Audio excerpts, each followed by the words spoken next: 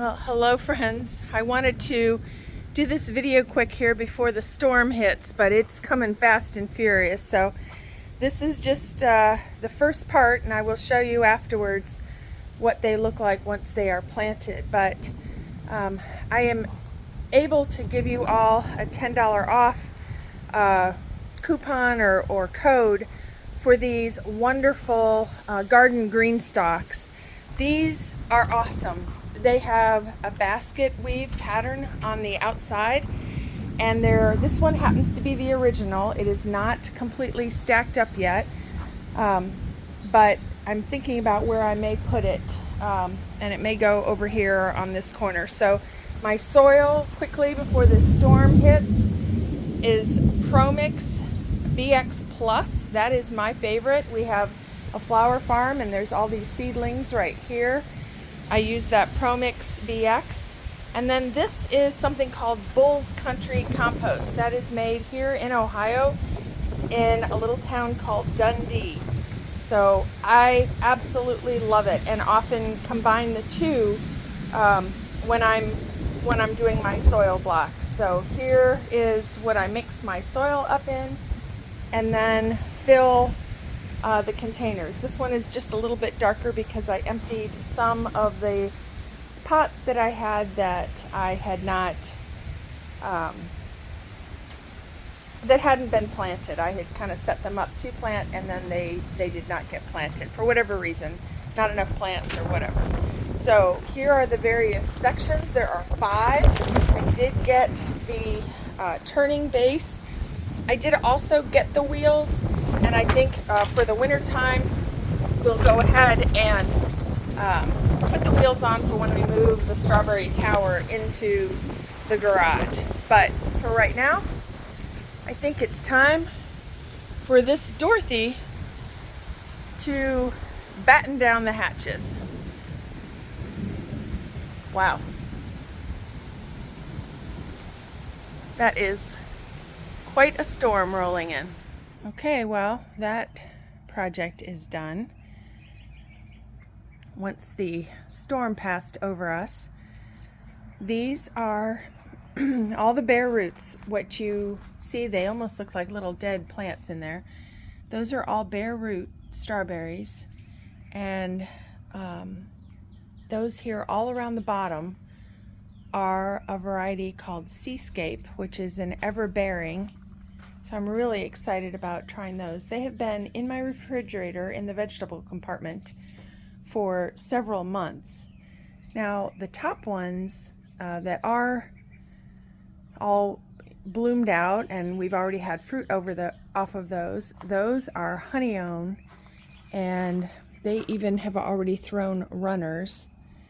And I had those potted up just in little smaller pots so that they would go ahead and give us the strawberries. So those were wonderful, but that's actually what the whole planter will look like next year. Well, actually in the fall. So I'll make sure to come back and video that for you. The top is for watering, and if you use a liquid fertilizer, that could go through there as well. Each of the pots have these tiny little holes in the bottom of them so that the water can drip.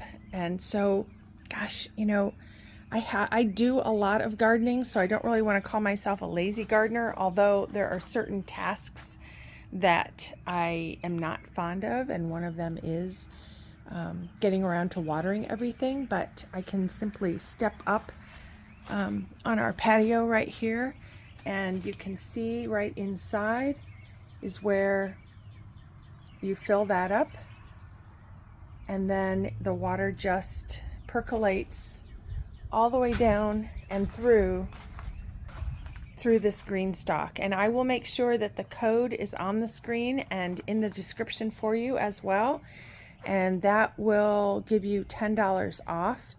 This is the original.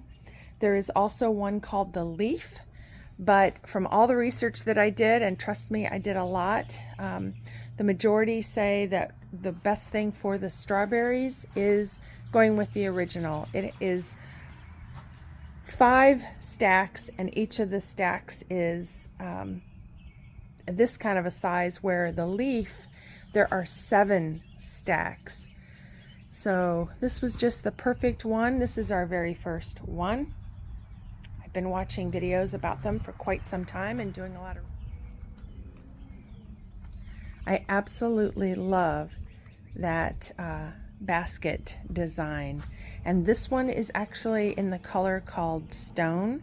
They do periodically release new different colors. I think blueberry is one that's out now. There was one that was pink. There was another one that was a maple one, but I think that's been discontinued. So if you see a color or something that you like, grab it. This is a company that is a family-owned business. It is a United States company, and they are manufactured in the United States as well. Family company, which I absolutely love supporting.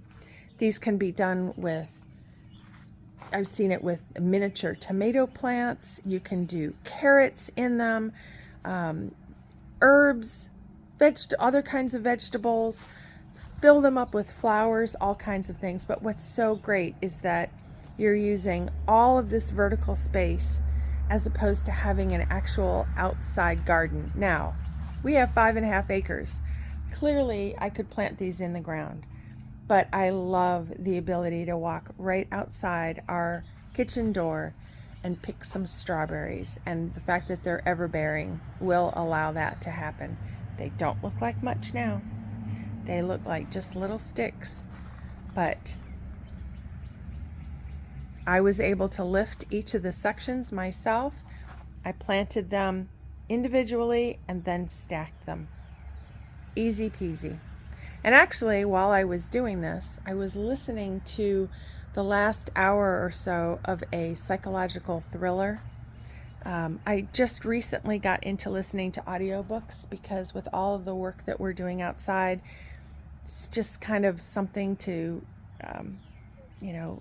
pass the monotony of maybe planting thousands of tiny little seedlings, and just finished the book called The Silent Patient.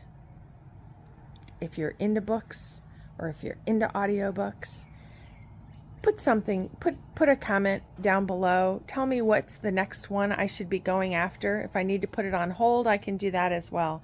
I've never done audiobooks before, and I am absolutely enamored with it. So take care, everyone.